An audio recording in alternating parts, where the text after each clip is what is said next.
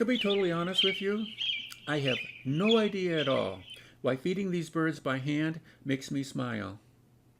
Somehow I guess it gives me pleasure, makes me feel good about myself. I don't know why.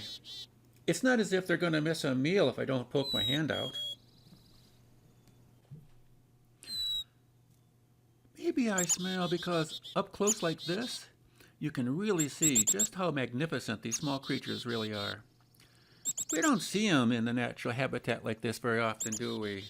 Really up close and personal. Maybe I smile because they remind me of the natural world, a world long ago lost to you and me. An instinctual world without duty, a world without responsibility, a world without a workaday job, super highways, one cement parking lot after another, high-rise buildings and cozy, not to forget climate-controlled nests, all of which veil the beauty of the natural world from us.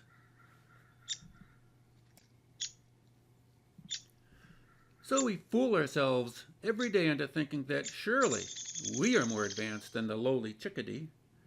Clearly we are more evolved than the natural world, and yet, in our unnatural world, our leaders are rampant with animus. All around the planet, religious madmen killed indiscriminately. But the real tragedy? Our innocent children are being slaughtered on a regular basis by other children with military weapons in our schools for no apparent reason at all. How do we live with ourselves? And still, it's not enough to wake us up to a spiritual solution for peace.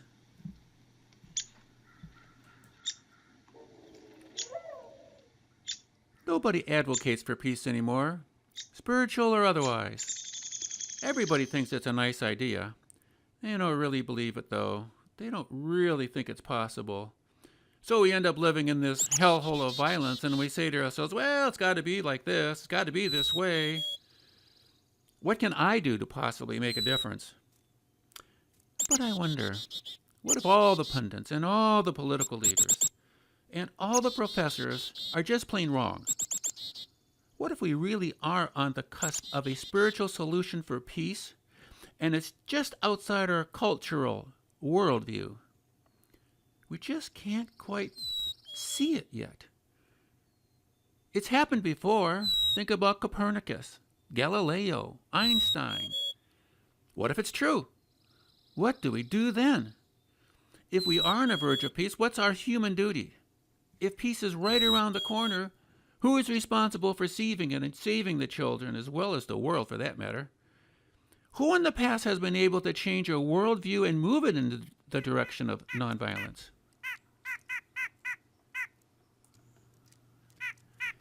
Even if you're the type of person that can't buy into this whole idea that spiritual energy is an invincible force of nature, what do you really have to lose anyways? Isn't trying and failing better than just not giving a goddamn? Take the experience of one individual. When you really pump up consciousness, when you really ramp up the inner light, bright, strong, and vibrant, negative things in that person's life begins to recede. In that meditator, you see more and more intelligence, more and more creativity. You experience more and more love and joy. Negativity goes away and positive influence begins pouring out into the community.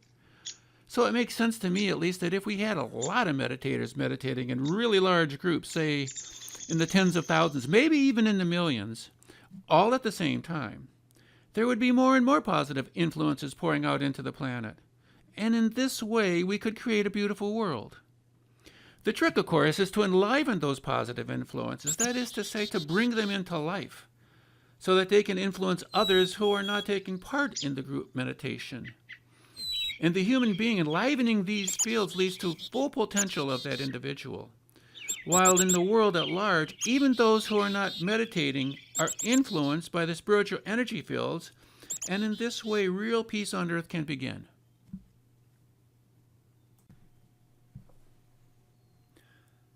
But unlike the happy chickadee, who lives a life driven by a million years of evolutionary instinct, It takes effort to form meditation groups. What time are we going to meet? Where are we going to meet? Do I have to get in my car and drive someplace? But I work. Hey, I have kids. That's not going to work for me. Who's going to organize all this stuff anyway? Even if we believe that group meditation would bring about world peace, it seems that we're not prepared to make the daily commitment to make it happen. But what if we could incentivize meditators to meditate in large groups every day and make it easier to meet in large groups, say on social media instead of town halls or churches? What if we incentivize meditating in groups with wealth and abundance and prosperity in addition to world peace? Could we get 1 million meditators then to save our children from being slaughtered in our schools, end the fear of total nihilism, and end the rampage of religious madmen? I think so.